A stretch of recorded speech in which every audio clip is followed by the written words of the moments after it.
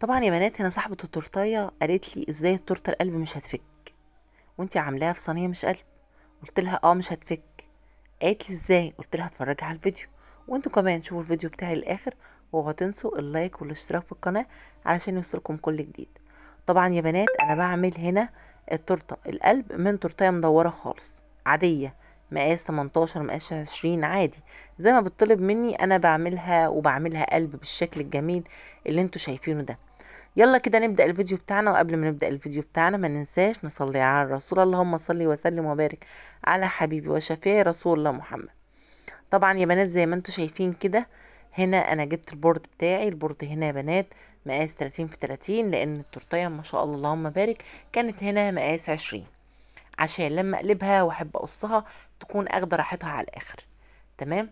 ما شاء الله اللهم بارك. هنا التورتيه بتاعتي او الكيك بتاعنا هنا ما شاء الله 4 طبقات محترمين قوي. وهسقي كده بشويه من السيرب بتاعنا. تمام. ودلوقتي هوريكم احنا هنقص التورتيه بتاعتنا ازاي. اول حاجه كده بساوي كده اي بواقي من الكيك. وطبعا الكيك ده انا كنت حاشياه قبلها بساعه ودخلتها التلاجة. وبعد كده يا بنات ابتديت ان انا طلعتها وقلبتها زي ما انتوا شفتوا كده. تمام. هسوي كده الشانتيه بتاعي بالراحه بالشكل اللي انتوا شايفينه ده كده، بس من جنب واحد. وهساوي كده الوش. طبعا انا دهنه من فوق كده، او حطيت كريمه كده من فوق بسويه علشان اوريكم القصه بتاعتنا بتبقى ازاي. طبعا هي بتقول لي الكيك بتاعي ممكن هيفك، يعني من القصه دي هيفك ازاي بقى؟ وانا بقصه بالشكل ده كده. تمام. اخدتها 4/4 وخدت كده جزء من الرابع بالزاويه، وابتديت ان انا احطها على الشانتيه بالشكل ده. هتفك ازاي بقى؟ قولوا لي انتوا كده بقى، لان هي مصره ان هي هتفك. وتقول لي الكيك هيفك. قلت لها يا بنتي مش هتفك، استحاله تفك يا حبيبتي، مش هتفك. تقول لي لا هي هتفك. هتفك ازاي وهي شانتيه بكريمه؟ يعني هنا انا لازقه شانتيه بكريمه، شايفين؟ شانتيه بكريمه. تمام. هتقدري ان انت تتكي عليها تكه بسيطه كده بكيس حلواني، او مثلا تلبسي كيس بلاستيك وتتكي عليها، هتطلع معاكي مظبوطه وزي الفل. ببتدي اساوي كده بقى القلب بتاعنا. بضغط عليه كويس بالسباتولا عشان تظبط معايا. وبعد ما ظبطتها خالص كده هبتدي بقى اهي. بصوا شوفوا انا بحركها عادي اهو، بحركها مفيش اي حاجه خالص. طبعا انا كده حطيت شانتيه عليها. وابدأ دلوقتي بقى هنبدأ نعمل ايه؟ هنبتدي نجلس تورتيه عاديه خالص، تورتيه قلب عاديه خالص. هبتدي ان انا هنا ايه؟ اجلسها، يعني مفيهاش هنا اي حاجه، فهجلس التورتيه عادي خالص زي ما هتشوفوا معايا دلوقتي. تمام. هي عماله مصره هتفك هتفك. قلت لها يا بنتي مش هتفك. قلت لها استحاله تفك. وطبعا زي ما انتوا شايفين بالشكل ده، هي طبعا مش هتفك. ده طبعا انا حاطه لها كميه من الكريمه كويسه. وهبتدي دلوقتي اجلسها بالشكل اللي انتوا هتشوفوه ده كده معايا. وطبعا تبع ما انا بجلس كمان الشانتيه هيمسك كمان من فوق ومن تحت بالشكل اللي انتوا شايفينه ده كده. ما شاء الله اللهم بارك اللهم بارك. الشكل التورتايه ما شاء الله بيكبر يا بنات. يعني هنا مقاس 20، هي دلوقتي تديك 24 على طول. يعني لو انا جايبه قالب قلب او صينيه قلب، هي هنا هتديكي مقاس 24 على طول، اللي هي مقاس 20 دي. تمام. شايفين بقى ما شاء الله كميه الشانتيه اللي احنا حاطينها؟ بنحط كميه كويسه طبعا ومحترمه. وبعد كده بنبتدي دلوقتي ان احنا نجلس التورتيه بتاعتنا بالشكل الجميل اللي انتوا شايفينه ده. ما شاء الله اللهم بارك. الشكل حلو قوي. هجيب بقى هنا السكرابر بتاعي وهبتدي اجلس التورتيه عشان انا عايزه اساوي. فهبتدي اسويها بالشكل اللي انتوا شايفينه ده كده. تمام. على حد بقى ما تتظبط معاكي وتطلع معاكي مظبوطه، هقوم سايباها وهبتدي افنش فيها. طبعا هنا هيوضح كده وهيبان في زيادات او كريمه. هيبان هنا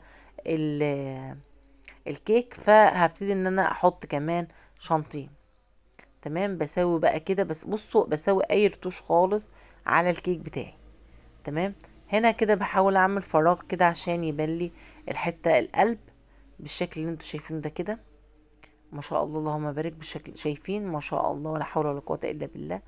هتطلع معاكي جميله وعشرة على عشرة.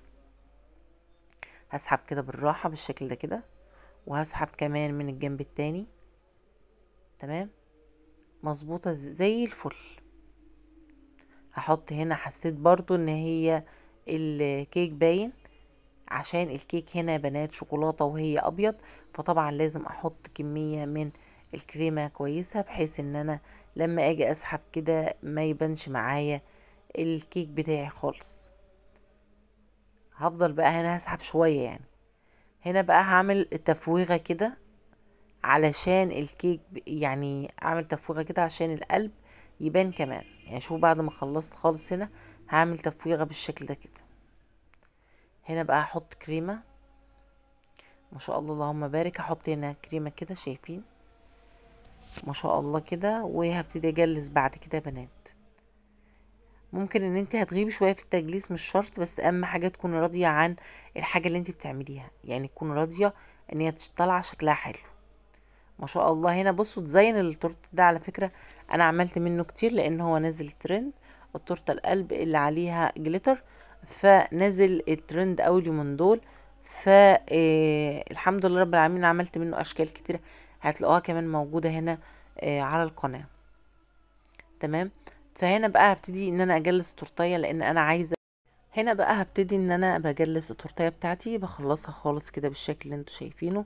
طبعا عملت روزيتات وشلتها ورجعت هعمل تاني روزيتات. فطبعا ما بحط الروزيتات دي بشيلها وبعمل بساوي بقى من فوق. وهنا بقى هبتدي اعمل روزيتات بالشكل ده. طبعا التب ده يا بنات التب بتاع بلح الشام.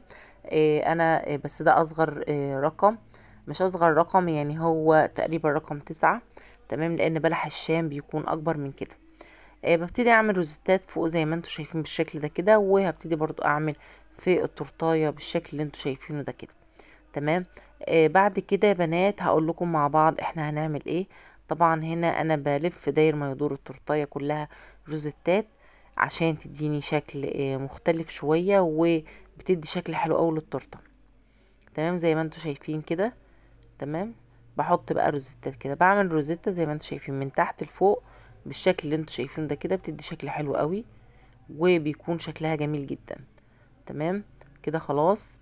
هبتدي بقى هنا، انا قلت لا خلاص انا هزود فوق كمان طبقة كمان زي ما انتوا شايفين كده. هعمل طبقة كمان كده في الوسط، حلو قوي طبقة كمان. وبعد كده هحط الطبر بتاعي الذهبي، الطبر الجاهز هحطه في النص، هيدي شكل جميل جدا جدا للتورتيه بتاعتنا.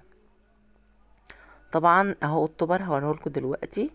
الطبر ده جاهز. طبعا هو المفروض ان هو بيكون متعلق او بيقف كده، بس لا احنا عايزينه النهارده ان احنا نحطه بالشكل اللي انتوا شايفينه ده كده. ما شاء الله اللهم بارك. هاجي بقى دلوقتي هجيب كده سبرينكلز او كريسبي صغير، حطيته كده وزعته على شكل التورتايه بالشكل اللي انتوا شايفينه ده كده. وده كده الشكل النهائي للتورتيه بتاعتنا. ايه رأيكم فيها؟ اتمنى تقولوا رأيكم فيها، ويا رب الفيديو بتاعي يكون عجبكم، وطريقة قص التورتيه القلب تكون عجبتكم. ده فيديو بسيط كده لتورتيه لذيذة ما شاء الله. زي ما قلت لكم الكيك هنا كان مقاس 20، البورد دلوقتي او التورتيه لما خلصت خالص على مقاس 30. كانت معاكم هبة زدان، اقول لكم مع السلامة.